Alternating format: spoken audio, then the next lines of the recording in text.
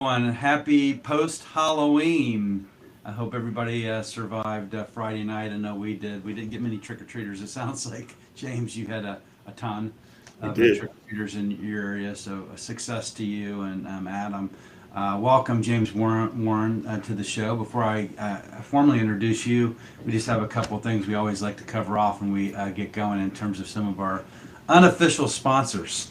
But one, as I always do every week, is our friend Jay Williams at Freebird. Again, I'm still out of Freebird. Jay, you must not be catching these shows because, again, this is a can from 2 weeks ago. I'm going to have to go out somewhere in Minnesota and find some Freebird, which I'm sure I can. So thank you for the sponsorship. As always, Adam at Alias Advising. Thanks for sponsoring and us at Drink Up Podcast, and Alicia Virgo from Bev Assets. Thank you as well, and Ryan over at Rocks Advising. Appreciate you supporting the show as well. But with that being said, we got all those out of the way. We welcome James to the show. I think you were supposed to be on a few weeks ago, and we had to reschedule. So it seems like you've got yourself back ready Yes. to go. So excited to have you here. So welcome to Drink Up. Adam is always welcome, and then Koresh, you're somewhere out there invisible, floating around. Thanks for keeping us organized and going. So look, we just I don't know if we even talked about it in our warm up, but we just go with the flow. James here. So maybe introduce yourself, tell everybody a little bit about yourself and your company and what it is you do, and we can get into it. That's awesome. Well, thank you both for having me. I'm really glad to be here. Again, my name is James Warren, and I'm the founder and CEO of Share More Stories. We are a human experience insights company, so we use basically storytelling, which should be obvious because it's in our name, but we also use AI, which is probably not as obvious, to develop deep consumer insights into people's experiences with the brand, with the product, or sometimes inside the organization. What's really driving them, what's fueling them, what are their hopes, dreams, and even fears. And then how can we as brands or companies or organizations better meet them where they're at because we better understand them. We understand what they care about. So yeah, that's every day is a different kind of day, and I get to love what I do because I get to help people share their stories about things that really matter to them, and then help companies make better decisions with that. So it's I good love stuff. that. It's interesting. And I know Adam's going to be taking helm here, but sorry, Adam, I just had this thought. I had this debate. I didn't realize I was having a debate on LinkedIn with my. I don't know if it was a debate because I'll call her out because actually she's probably right. I don't know if you know who Courtney O'Brien is. You might know Courtney if you We've had her on, see haven't her. we? Oh yeah, she's been on the show a few times, Yeah. but I've been posting about so my partner and I, we have a company that basically has feet on the street folks that go out on the accounts and they sell a pod, a point of distribution, a display, a menu, all equals cases, right? So they activate the brand and the accounts. And her communication back to me is that's not marketing, that's business. And I'm curious because she's a storyteller too, and I think marketing is all about getting your story right before someone like me goes out and execute the plan. So, how do you feel about that? By the way, do you think the selling team is a marketing team, or you think they just execute what marketing develops? Loaded question.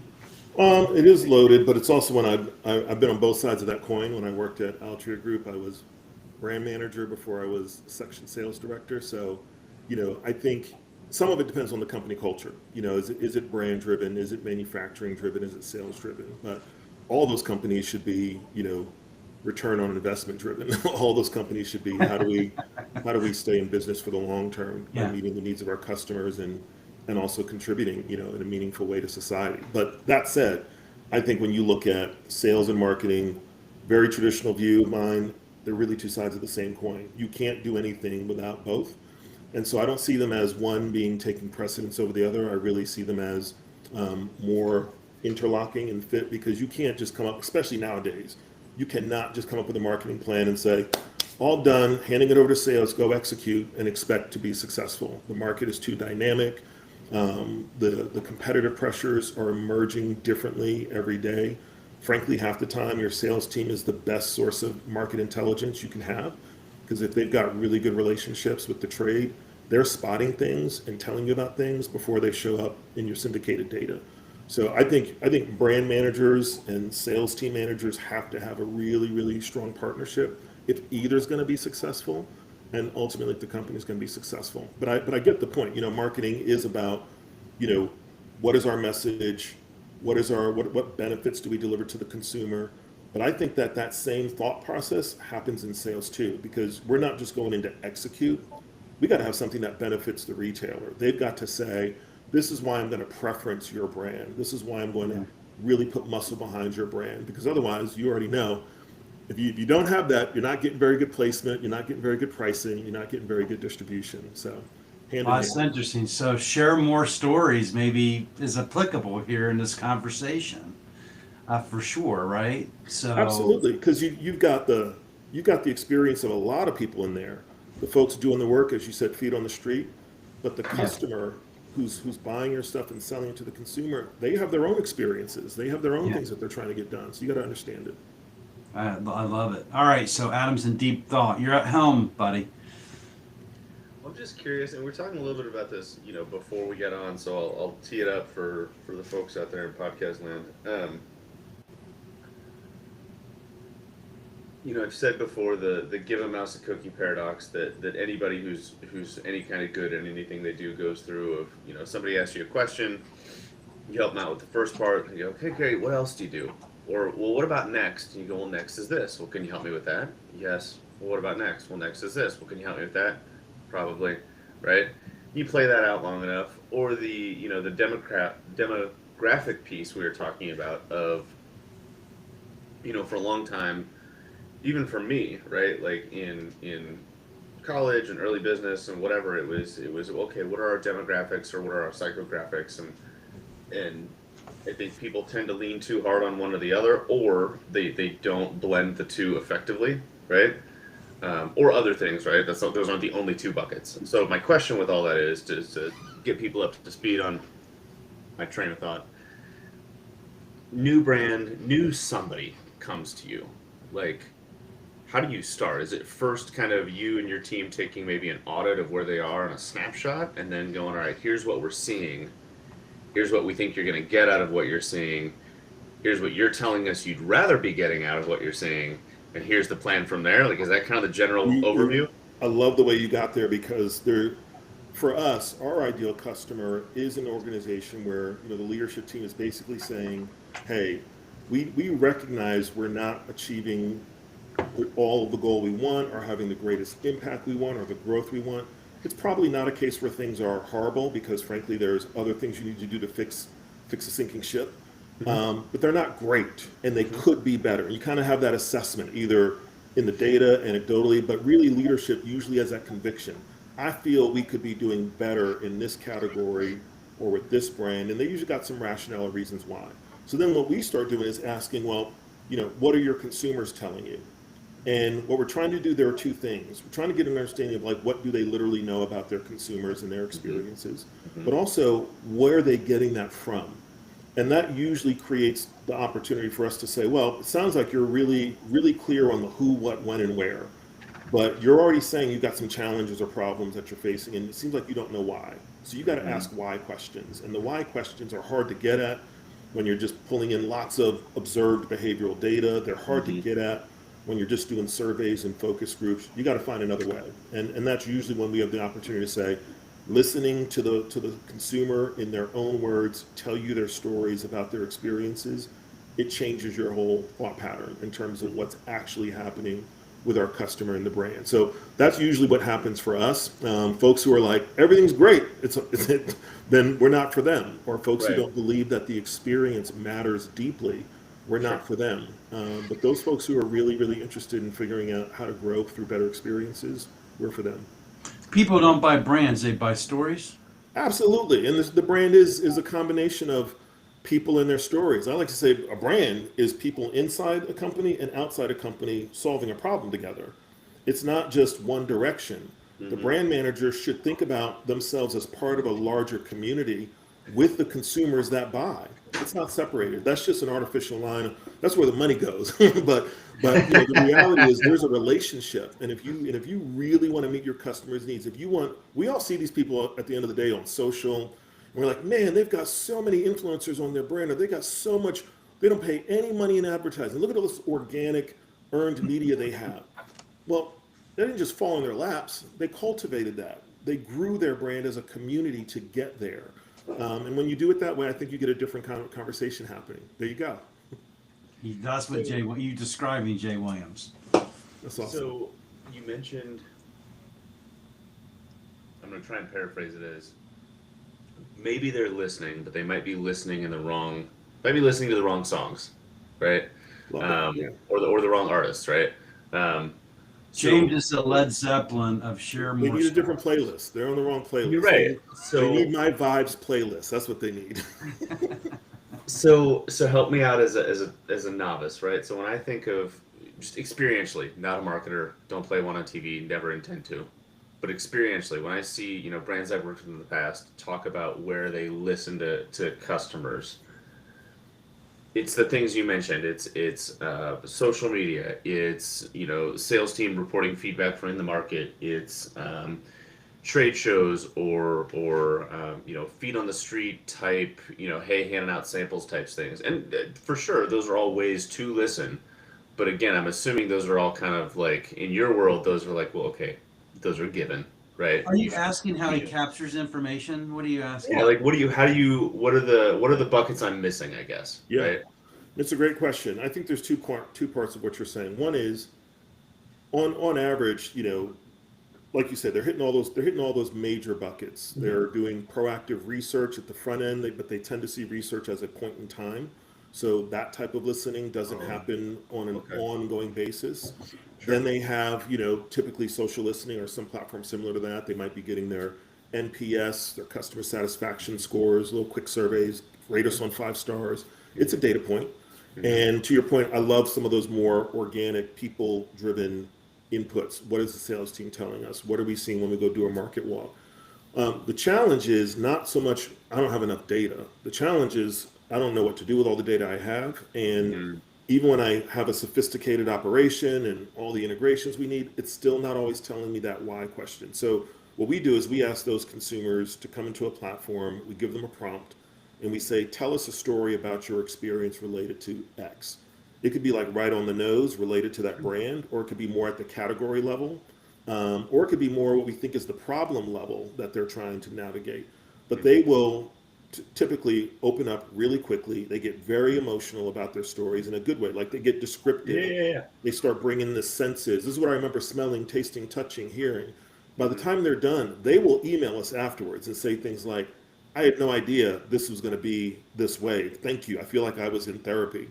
Right. That's not our job, but the notion that there's stuff they wanted to tell people, particularly people they buy from or people they work for, that they weren't being asked, seems to be always this aha moment for the participant and for our customer, because they're like, wait a minute, I didn't know you got real stories. I thought you just meant like a sentence or two, like this happened, it made me happy, and the end. And I'm like, no, they're telling you rich, deep stories about their experiences with you. So James, I got to come and interrupt because we got Yeah, a lot good. of you're popular this morning. I don't know if I catch all this, Adam, but we got Alicia Vargas in the room. Oh shit.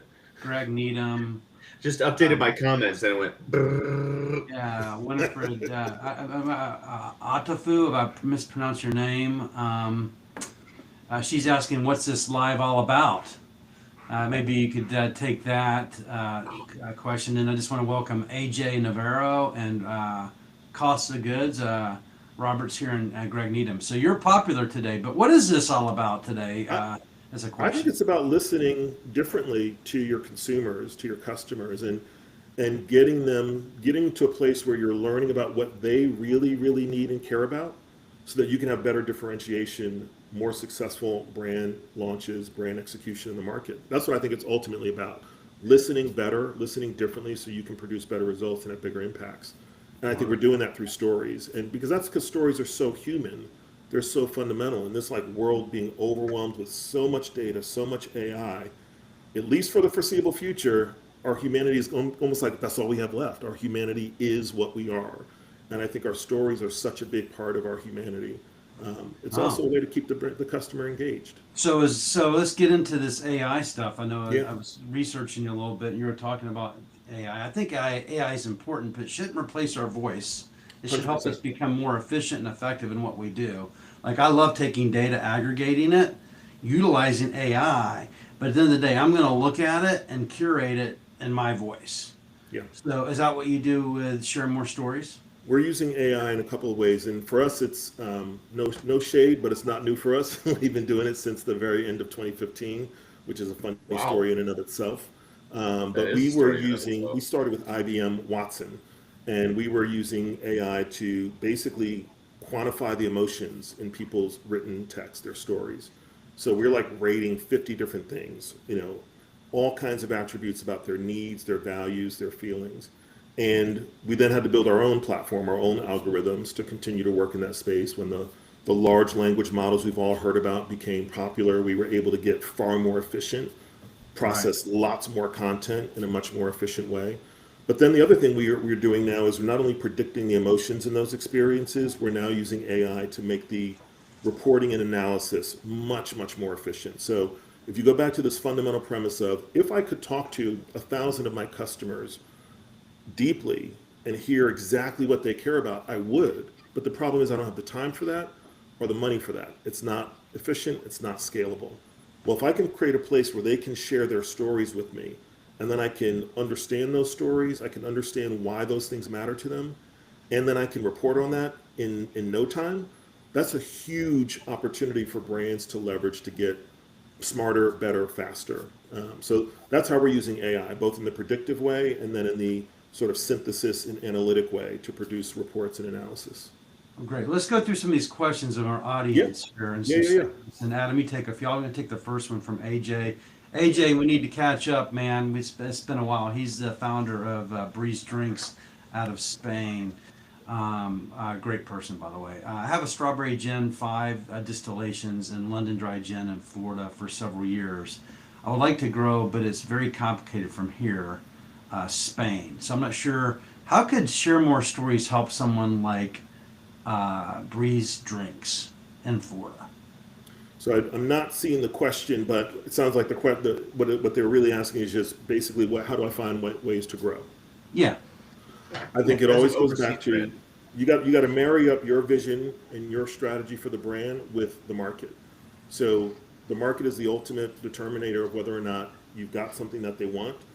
Also, I would say just because if you're not finding that perfect fit right away, it just means you haven't found it yet. It doesn't mean it won't exist. It doesn't mean you can't do it. So I think vision and strategy, listening to the consumer, and then, the persistence of execution. Because anytime you're trying to create something new, it is by definition you're trying to compete with 99.999% of what they already know, and it doesn't include you.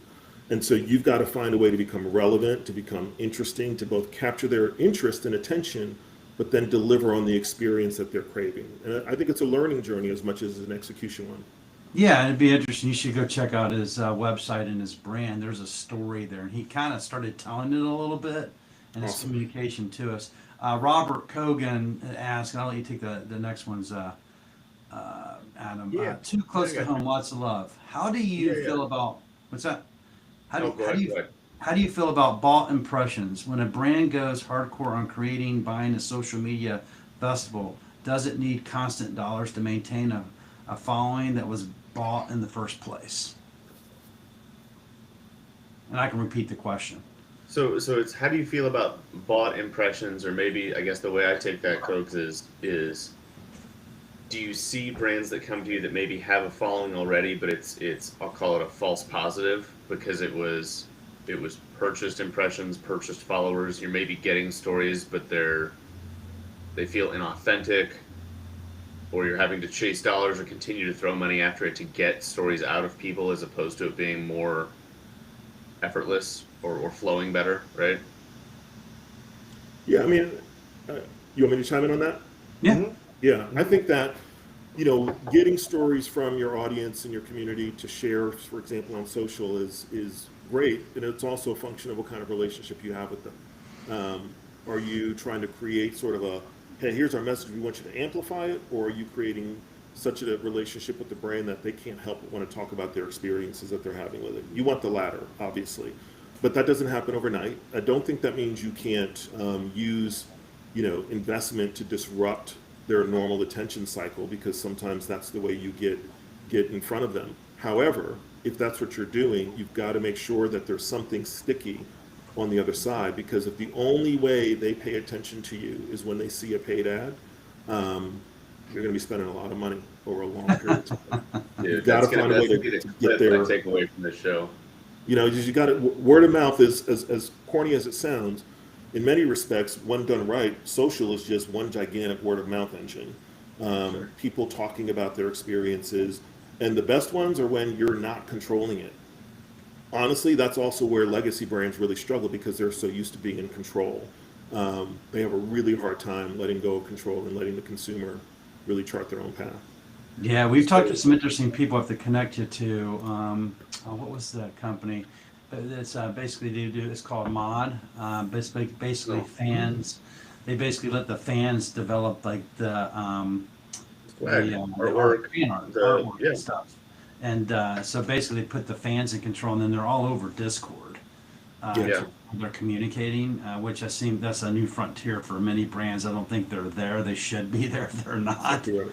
Yeah. So I got to call out Greg Needham. Hey, Greg, I owe you a call, man. Maybe we can have lunch today or something. I know we've been trying to get in contact, but Greg actually, first of all, he says IBM. He does some work with IBM. His statement was engagement direct from the shopping aisle. Why and what in real time? So I'm not sure if he's asking a question. I think he's just supporting the fact is I think we should probably get real time engagement from the shopping aisle, or that place. How do you get that information? So I think that's a great point. And again, to me, it's not all or nothing. It's not an or, it's an and question. Getting real time engagement, point of purchase, point of decision, huge part of what's missing from many brands and companies. Sort of insight funnel, data stack, what they know and what they don't know. And by the time they get to point of purchase, subconsciously, much of their decision's been made. There's opportunities. If they're saying, I'm not sure what I want, you can be the solution to that problem.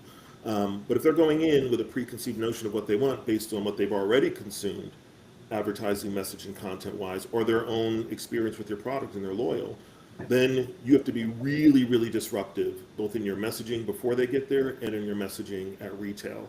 And I think that's true for a lot of categories, but I think that's especially true, for fast-moving goods categories where there's new brands coming in fighting for shelf space all the time.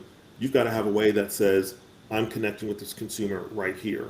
And if you have data that you can capture as they are assessing that decision, making that decision, or right at the point of purchase, by all means get it, because all you're really trying to do is paint the most robust picture you can of who your consumer is, what they do, what they care about, and why they do it. Are you doing it with like QR codes? Can you see that like Yeah. something like that on the can? Say, Yeah, we've done some things at like live events, even at like conferences and stuff, where you hit the QR code and you go right into sharing your story or experience. I will say our type of research and listening is not as, hey, tell me how you're feeling right this second. It's more about, let me understand what you care about, what motivates you at a maybe deeper level, and they usually need a little bit more time than that.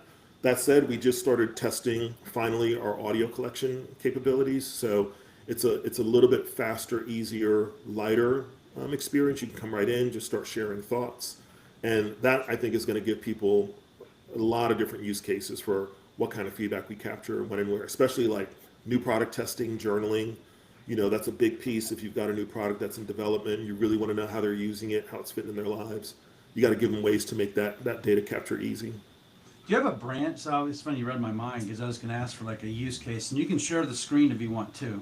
But do you have like a brand, or like how it works with how they would work with you and how you bring the story to life with the brand?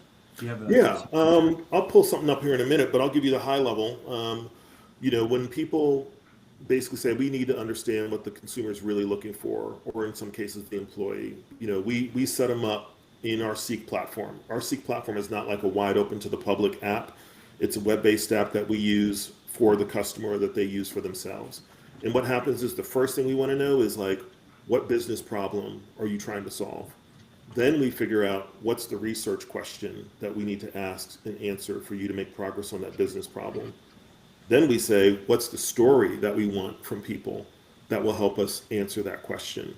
So that's called a learning roadmap. And basically, as we go from, we have that, we start recruiting their participants. Either they're recruiting them through their own customer database or on social, or we're recruiting for them in more like a traditional research approach. And then those folks just come to the platform. They get an invitation, they click in, and they share their story. And then they're done. But then behind the scenes, you're seeing all of the emotional data that we're creating. I'll pull it up here in a minute so you can see what it looks like. Yeah, I'd love to see that vision. I'm a visual person, so if you Absolutely. could share, it would be. James, real quick while you're doing that, our producer that we can't see said Riverside's telling her you've got multiple tabs open for Riverside.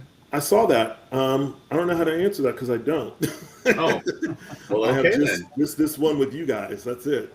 Weird. I think Right. I know we're recording, which is good because we've done this episode. When we go live, it goes live, but sometimes we miss the recording. Carlos Benjamin, welcome to the chat. He says, "This is so great, Sam and Adam. Hearing James speak about what he does confirms the work HPL does nationwide." Happy to make that introduction, by the way. Great guy. Absolutely. Strategy and on-the-ground execution, which is why we do many retail sampling campaigns. People go right to the register and purchase after engaging and trying these products. I don't know if there's anything else you see out there, Adam. Any other comments? Yeah, I was gonna. So Carlos followed up with, can you ask him what his thoughts around brands doing guerrilla marketing as a way to reach their target audience in a mass way? What is his thoughts? Does he find that effective from his experience measuring impact? Ooh, that's a nice question. I would say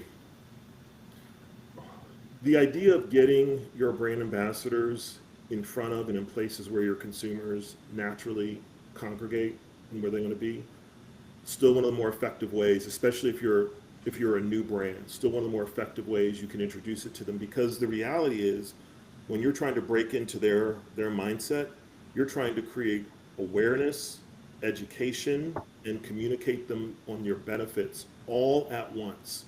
So you get to do that in an in-person experiential way, in a way that it's very, very hard or takes more time to do through, one directional channel communication. You get to create even a micro moment of relationship between the brand and them.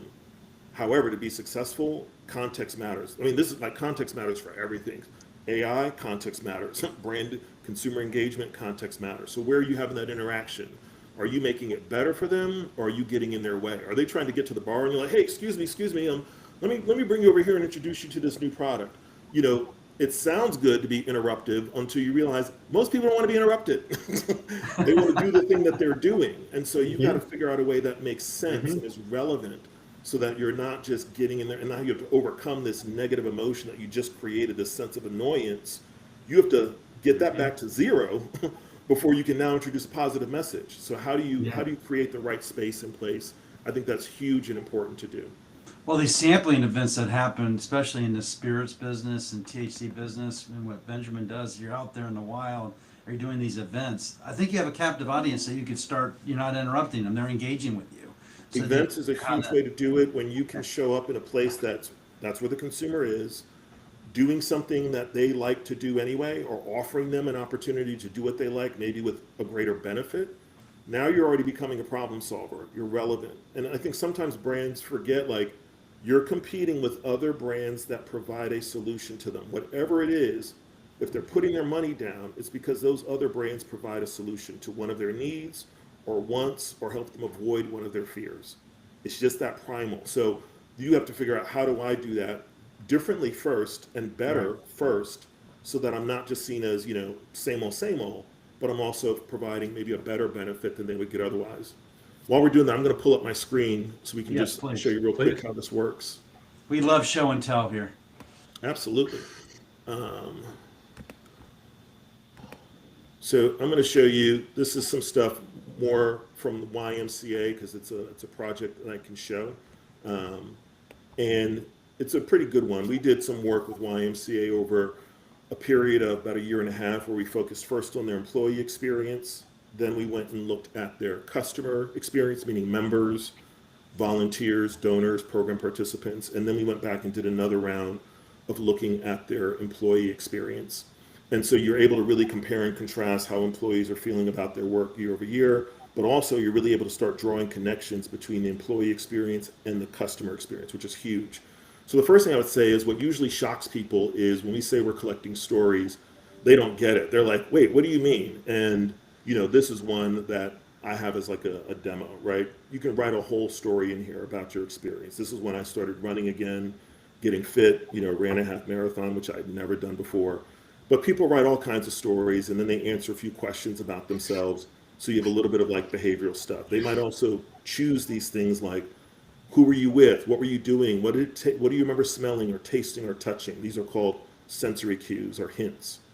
And when those stories come in, as you see, they start accumulating. You've got lots of stories. You see the word counts. You get a sense of like, wow, people have a lot to say about this. But here's where it starts getting really interesting. When I say we're coding those stories for emotions, we are measuring 55 different emotions across every story. We actually Holy take the cow. story and we break it down into smaller pieces, and then we code each of those pieces. So when I say you get an emotional map, this is what we mean. Like, So you what's the find the level of why really quick in this. you totally can, because you see that notion of achievement, right? Like people at the Y are working out, trying to make progress on goals. You see Yeah. things like activity level. You see altruism. The Y is a brand that's community based. People join the Y specifically rather than saying Gold's Gym or American Fitness, because they not only want to achieve their goals, they also want to be part of community. So you see those things showing up. And then you can see other things like their demographics, as well as how they've answered some of the behavioral questions. Here's a But this is question where it coming gets, in real time. So Greg asked, James, do you map and build the consumer journey in your storytelling initiatives that hit milestones and pivot if necessary? absolutely. We built out new consumer journey maps, new engagement frameworks that are based and rooted in the actual stories that people are sharing. And that's huge, because now it's not me sort of imposing that framework on the consumer.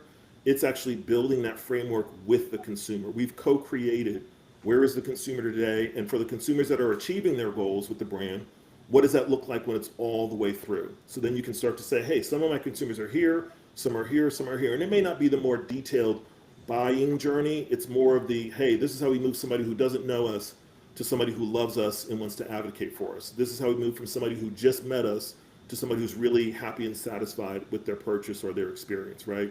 So it's more a little bit of a higher strategic layer, but you definitely want to be able to connect it and execute it. So this is the last part of like Seek, where we're using AI to actually analyze the stories in real time. So let's say I just wanted to do like a real quick top line. Think about it as you normally have to go to the research department or the HR department. Now, if I'm the CEO or I'm the founder of a startup, I can collect these stories and ask these questions right away. Oh, So so the first, if I sign up for your service, this could be a service and I can use this to ask questions. So I'm a market brand manager over at Gallo. I can use this stuff to do this. absolutely, because what you're doing is you start up a project, you start bringing people into that project, and we say start slow. You don't have to go get 500 people overnight. Start with 20, listen to what they have to say, maybe change the question and go to the next 20 or 30. By the time you're done, in the case of the Y, over a year they collected 500 stories, which you probably wouldn't go do focus groups with 500 people. You probably wouldn't go do 500 one-on-one interviews, but you can hear from 500 people in this way. And they start to tell you, if I just say, hey, real quick top line. Now this is really important, right? In traditional research, I'm not getting a top line for at least 1 to 2 business days. And the first top line might be a few bullet points in an email. And that's going to come after after they get home and they get a chance to review their notes. I'm also not necessarily getting a more in-depth report for a couple of weeks. AI has definitely made that faster, even in traditional research. But now we've designed all that context right into the platform. So you don't have to stage it. So you put all the prep it. prompts in there already to It's go all through in a there. little I bit. don't have to explain the data. I don't have to remind it, no, you're giving me the wrong answer. That's BS. That's the most frustrating part of using GPTs is we were doing so great for the first 30 minutes of this chat. Now shit's going off the rails. Stop it. You know, I don't know about y'all, but I cuss out my GPT all the No, time. no, no. I have conversations. You know, you can talk to it and it talks back at you now. You So. know? Love it. I love it. So this is just an example. Like you could keep going deeper. You could say, you know, what are some of the key drivers of better experiences at the Y, right? And it'll start answering these questions. So if you're the brand manager or the product developer or the market manager, and you just want to be able to start bringing the voice of customer just into your decision making, just into your leadership, you know, you start getting more specific. Here we had some high level themes. Now we're getting a little bit more specific. What are the key drivers? What do I need to actually build? I might say something like, if I wanted to design a better wellness experience, what should I focus on most? I love this. So James, while you're going through that, and I want to go back to a question Sam asked for my own clarity. Like, do you see instances, whether it's with something like the Y or you know CPG type products, where maybe the brand comes to you and they're like, "Hey man, we're drinking the Kool-Aid. We get it. We love it. We want to do it. Let's go." But then the question comes up of, well, okay, we have a fairly large footprint. Yes, we have brand managers in different markets and so on, but could we actually just share, you know, maybe give a login or something, or share this tool with like a close distribution partner or a formulations group, so that when they want to ask questions of this tool to inform conversations internally, so they can say, hey, your tool told me this, I think for our next round of formulation, we should approach this, and they can kind of be more proactive. Do you see those types of partnerships happening? Absolutely. You know, there's so You're many in my use mind. cases.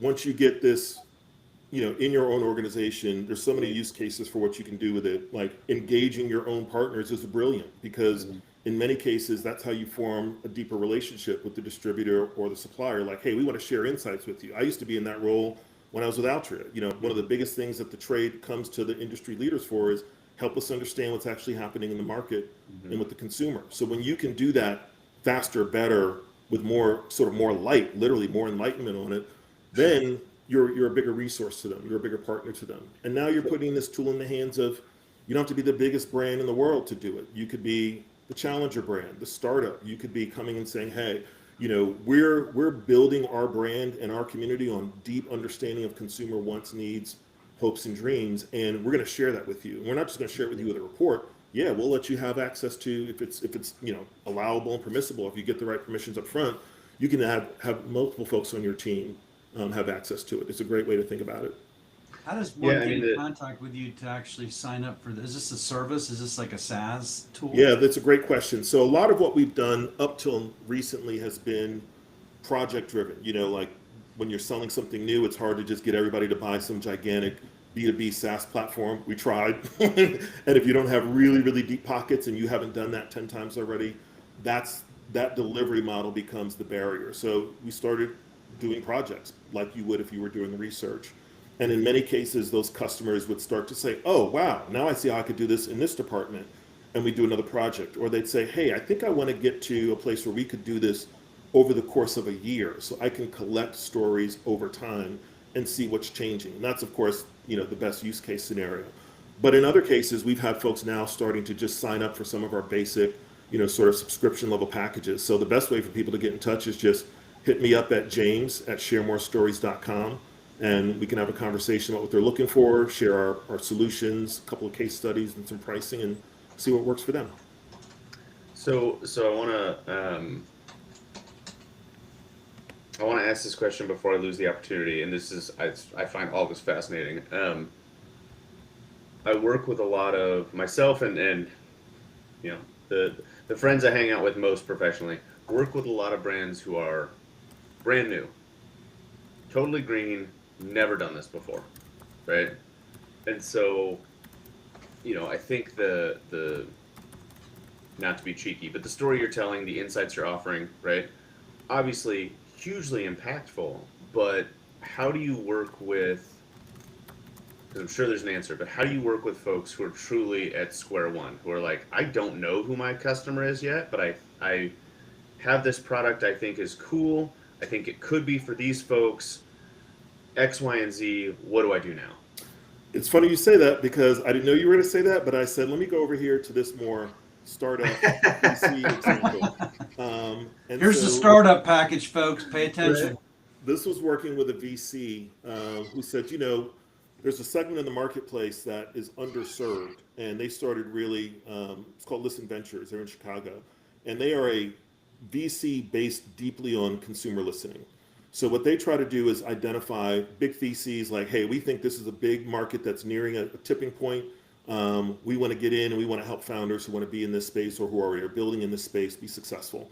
So they said, hey, we've done our high level research. We've identified midlife women as a group that is underserved. Huge buying power, products and services generally not designed ideally for them, but adapted to them. And so they said, we think there's a chance to really go in and say, hey, what do they need from a wellness, health and wellness standpoint? Well, small project, 50 stories, right? Over, I think we collected them in 3 weeks. And these women shared so many things that, let's face it, the three of us don't qualify as midlife women.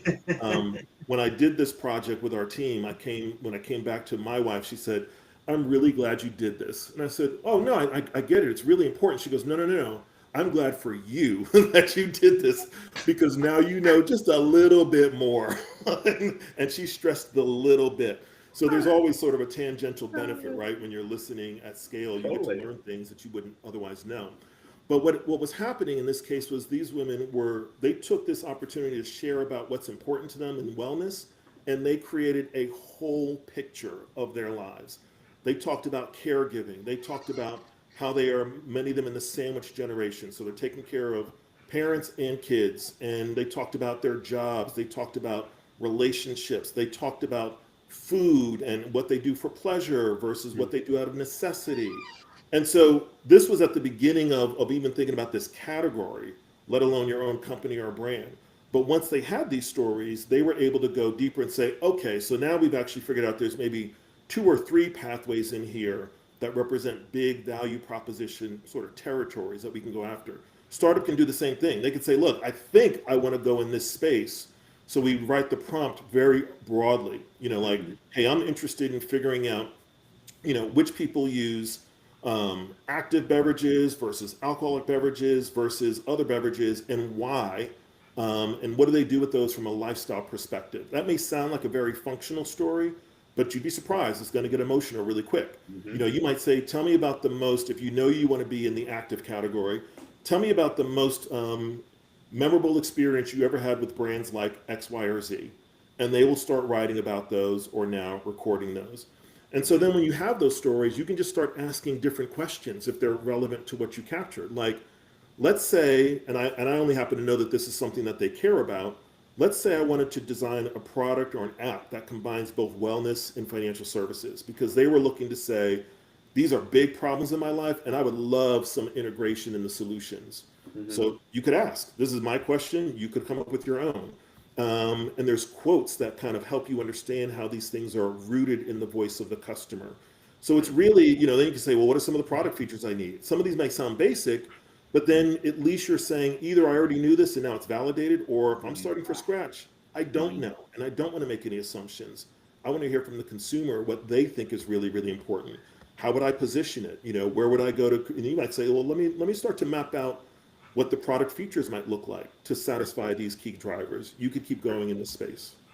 So I have to say, maybe you saw it already, but Caress said, "Bring this to Des Moines."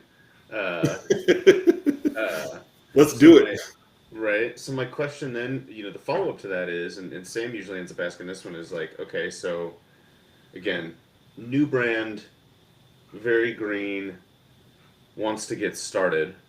Is that a they come to you and you go, okay, it's a project to get you started and here's the way we're going to do it and here's what we know? It's just access to this tool and you can play around with it, ask some questions, and then kind of let me know once you think you've got something, and then we can dive a little bit deeper? Is it, little column A, little column B?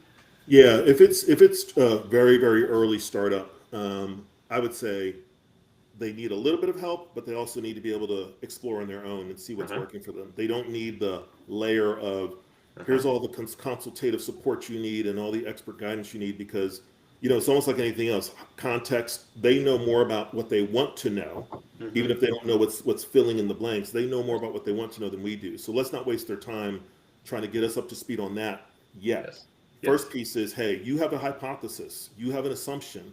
Let's test that. Let's ask some questions of your customers or your prospective customers and see if you're right. Or you don't even know if you have an assumption. You just have an idea and an inspiration. The first thing you got to do is start figuring out what is the potential problem in that market that we could solve. And this will help you at least identify that in terms of experientially. This is what people are living and doing and experiencing in this category. This is where there might be some opportunities for us to carve a lane. We Sure. have many brands that could probably use your service. I mean, there's one brand, Viventus, which is part of our company called Wendy, which is we're not dead yet incorporated. So Wayne, if you ever catch this episode, I always want to say capture. If you ever catch this episode, I'm calling you out, but we say we want to go after the 55 plus consumer in the beverage business and offer them, a product that has ingredients in it that are going to help them live well. Yes. Right? It'd be interesting actually for you, myself, and Wayne to have a conversation to see how we could get some information because obviously it's early seeding of the brand in terms of how we develop. I have to talk to you, Adam, too, because I want to try something different just to get this thing made. Anyway, But I love that idea because the first question that pops in my mind is, what does live well mean to those consumers? Because if we can figure out what they think it means, not just what we think it means on the brand and product side, then we can say, hey, we should try to be as aligned as possible within the context of our vision and our strategy, aligned as possible. The only time you need to shift your strategy is when you can't align with the customer. The customer wants this and you want to build this, then you don't have alignment and you can't make them buy it. But and your data validates it though, because we were on with Josh Sizemore. He was on last weekend, and Josh was talking to Wayne and I. He asked some really important questions. He asked the whys. Yes. I mean, it's a little cliche, but it's the truth. That's what cliches are, right? Like the why matters. And especially when we already have lots of who, what, when, where, what's, the why is what's missing from most of our decisions. But yet humans make lots of why decisions all the time. And you're like, that doesn't make any sense to me because you didn't understand why they that's did. the value of the story, right? Bringing it into the conversation. You try to get an investor. And by the way, we should connect him up with Josh as well on his journey with what he's doing. Those two should have a conversation for sure. But I love it because the application and what you do can be used in a lot of different ways. It can help inform your marketing budget. It can help inform how you're going to develop your brand. Because I love it when you go who, what, when, where, why. I mean, I talk about it every week. Who, what, when, where, why. Yep. Right. So I go through. I always miss the how. Everybody's like, well, you got to have the how in there too. You do. I'm the same. I have like the how is like the stepchild to me. I'm like, all right, yeah, I know. How much?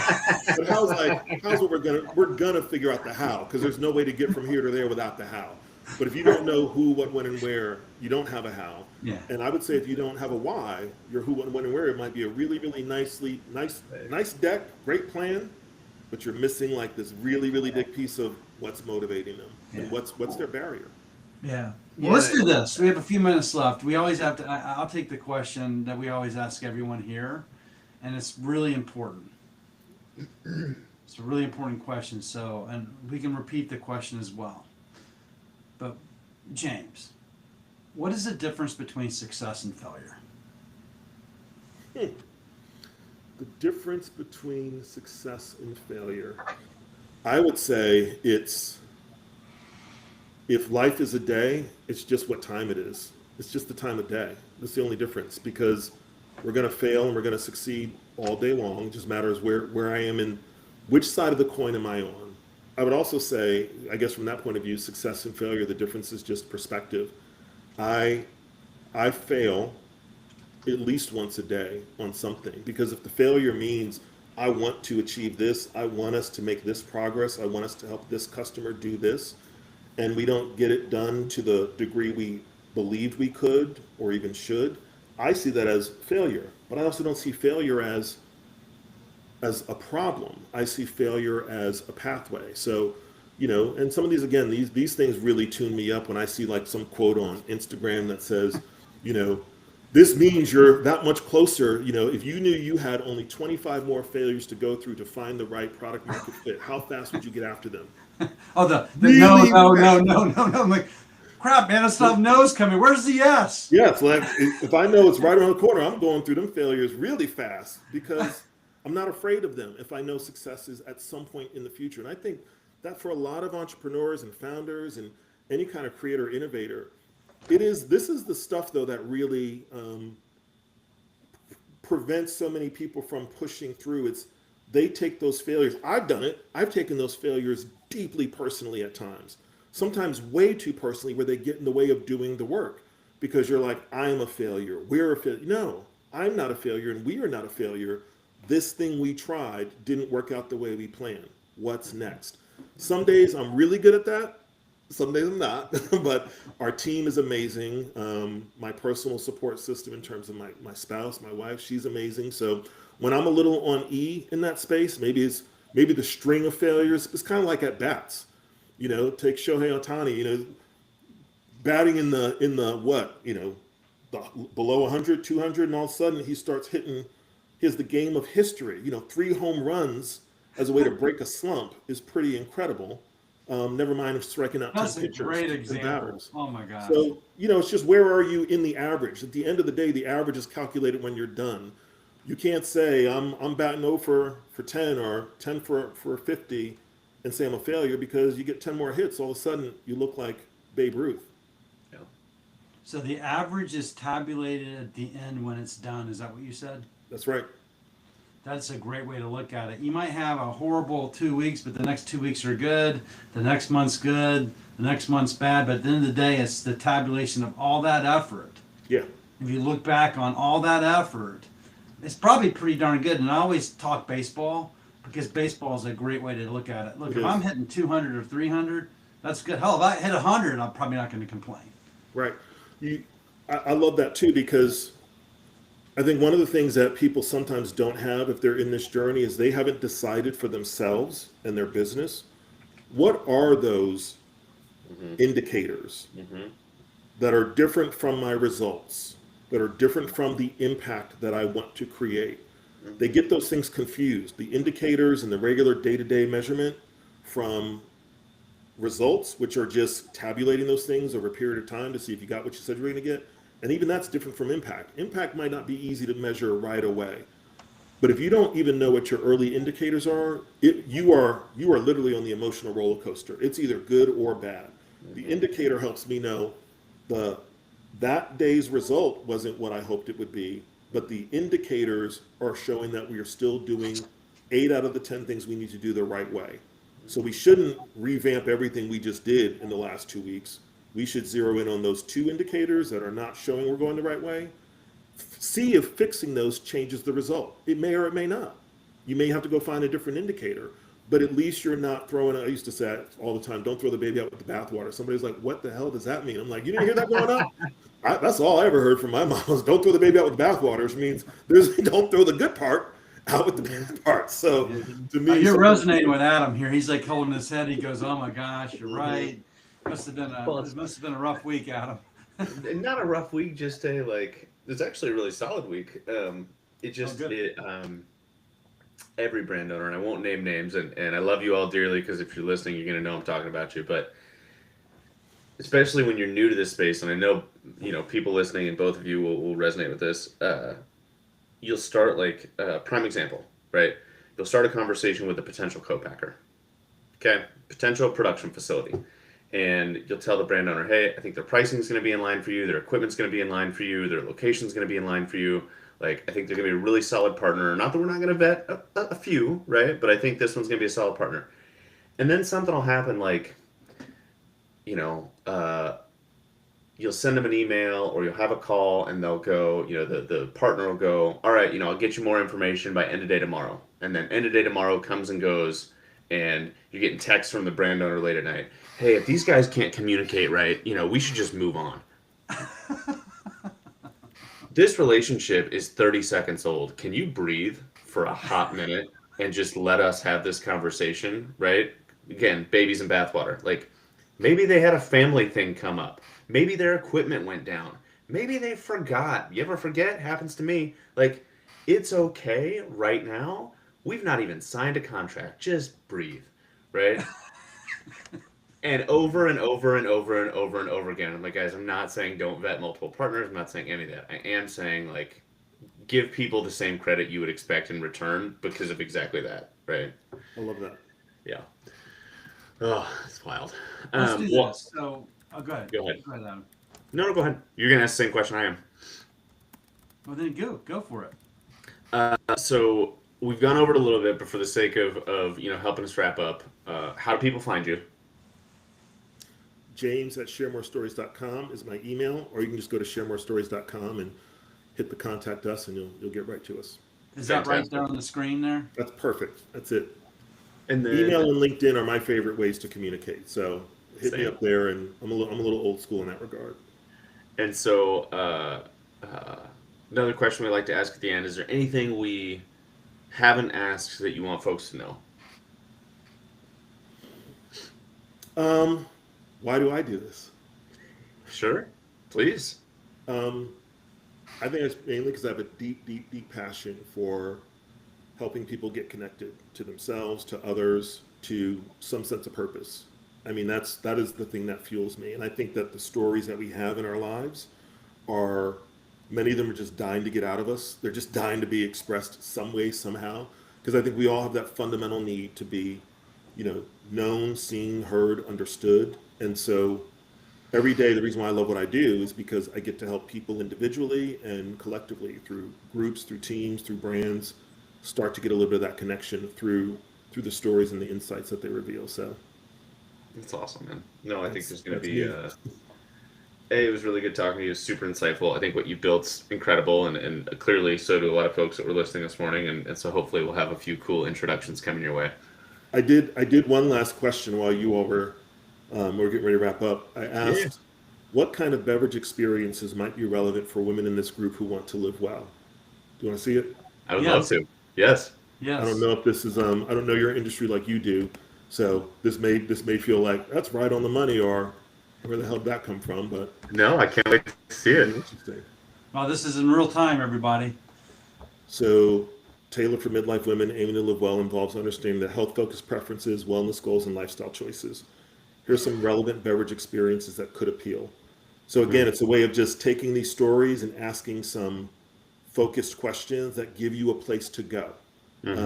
It's not all the answer, it's an answer that you could start to say, is it this? Is it that? You might say, I'm just looking to see if I'm even in the ballpark. Then you could take this and say, give me some quotes that justify these potential pathways, and you'd have to start. Well, yeah. I mean, we could spend a whole other hour on this, but even as you're scrolling, I'm like, I could almost name a brand I'm either working with or have talked to for each one of those bullet points. That's awesome. So I think that gives us some sense that, the voice of the consumer matters. You've also got to be able to put, like you just nailed it, you've got to put a human who's an expert, or at least the expert of their own domain. If their own domain is just the idea I have, you're the expert on your idea. Pair that up with what the insights are telling you, with what the voice of the consumer has to say, and you're off to a really good pathway. Totally. Very cool. Super cool, man. Thank you for sharing that with us. Like I said, I think it's fantastic, and there's a couple folks, again, even from the brand side, that are very green, that I think, I feel like you'll get a kick out of this. So the woman before we got on who said she gets thousands of kids in her neighborhood for Halloween, I sent her a couple emails last week for some other folks that we've had on the show, and said, hey, Maria, it might feel like you're a little early stage to be working with these folks yet, but it was Pentane and Ruby Pro, Sam. It was those two, Adam and Tom. Those guys. And I said, it might feel like you're a little green to be working with these folks yet, but they've built some really cool dashboards and planning tools that I think could make, be helpful for you. And the brand owner works in cybersecurity, and her exact response was very brief. She goes, you had me at dashboard. Who do I talk to? That's all it said, right? She's just like, when can we get on the phone? Okay, cool. Yeah. Amazing. That is amazing. Yeah. Well, thank you so much for joining us today. For me, it's all about the story. Even though I was debating a little bit with Courtney. Sorry, Courtney, I'm calling you out. You can come out and we can debate sales versus marketing, but I think they all work very closely together.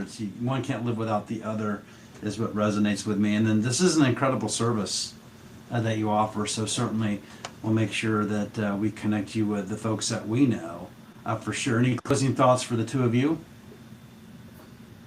James, go ahead. I'll just say thank you. Really grateful for the opportunity to be with you guys today. This was awesome and so much fun, and I love the format. I love the way you all just create a space to let's just explore some stuff in real time. Too many people are afraid of that because if it's like if it's not perfect or if it's a fail, but look at us. We just had a conversation. Three of us just met and we went some really interesting places together. So Yeah. thank you. Many thanks. Great. Awesome. Yeah, no, it's phenomenal to have you on. I'll just go back to what the title of your website, right? ShareMoreStories.com. I tell people all the time, like, what's your retirement plan? I'm like, I want to get paid to tell stories. That's it. I want to be good enough that people just want to hear what I've done, and they pay me some amount of money for it, and that's about it. That's my retirement plan. So I love that's what I'll leave people with today. That's awesome. Well, both of you remain on the line because we're doing the download from somewhere in the what do you call the data lake up there in the sky, the cloud, whatever you want to call it. But thanks everybody for joining us today on Drink Up. Enjoy your post Halloween Saturday and eat all that candy. And as James, I guess you can work with your kids to figure out, you can color code and figure out what the inventory is of the Take inventory. It's the only way you can manage those books. Gotta know what's Right. going in before you know what's going out. Oh, funny. I'm going to go take inventory of my candy. We know, so I have plenty of candy bars. I'll eat a few of those today as well. So thanks everybody. Awesome. Thanks, everyone.